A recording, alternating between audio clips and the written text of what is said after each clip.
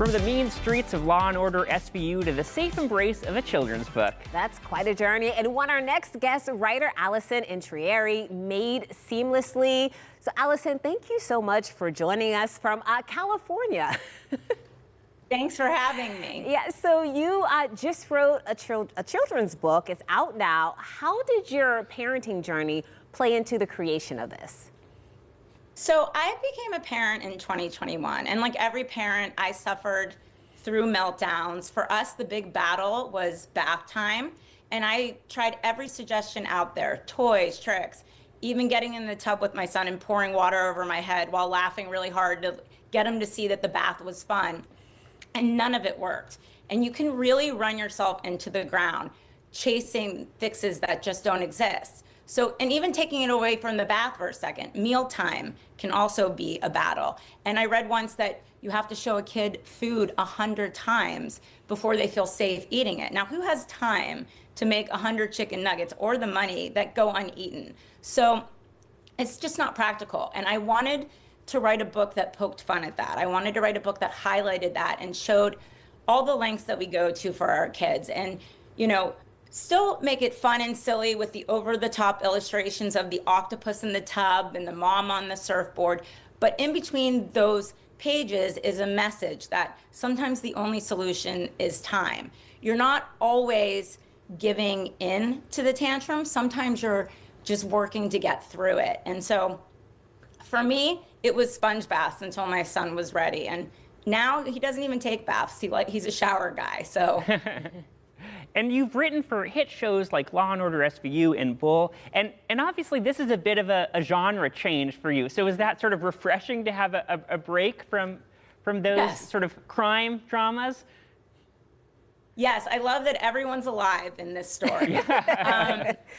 And I often say to people when they ask me how I write for such dark dramas, we're always looking for those light moments because they exist even in the darkest times. Yeah, and I'm sure for SVU, you were in a writer's room, so this was probably a little bit different. I mean, you did this solo. What was that like? I did. It was hard. I like to tell people I became a creative director overnight, and my producing experience working in television really helped me because you are producing this book.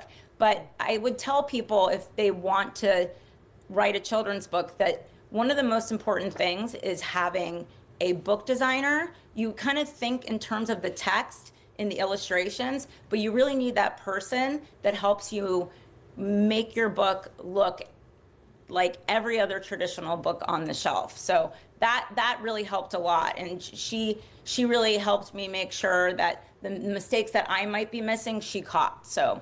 And we got to talk about your hometown. You grew up here in Pittsburgh, and you went to CMU too, right?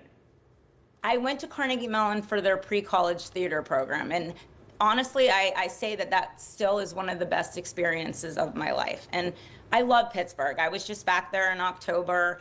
I went to Doot's Bakery with my son, and we got a cookie, and we went to the steps of my grandmother's house in Sharpsburg, and we had dinner with my dad's law partners at the law firm that is still there. And I love Pittsburgh. It's such a great city. Oh, we love the Pittsburgh connection. What are you hoping that parents and even kids take away from this book?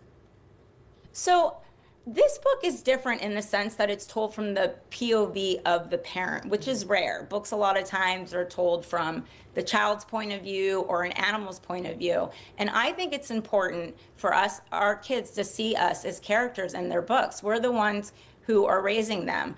And when they see us stumble, recover, and try again, it models empathy and resilience. And those are the two things that I want to teach my son. And then for parents, I hope that they get a laugh and a wink at like the struggles that they face, and also realize that, you know, life is full of messy trial and error moments. Like, you're not going to always get it right the first time. And sometimes the best advice is to tune out all those suggestions that you get and just trust your gut. Yeah, I love that insight. Thanks so much, Allison. Yes, thank you. I know this book will resonate with so many parents, and congratulations. Thank you. Yes. All right, well, you can order Allison's book, Thatcher Hates the Bath, at your local bookstore or from Amazon. And we all know AI can do some pretty incredible things, but one thing it doesn't have, human creativity. We're trying out one of the latest features, storybooks. That's up next.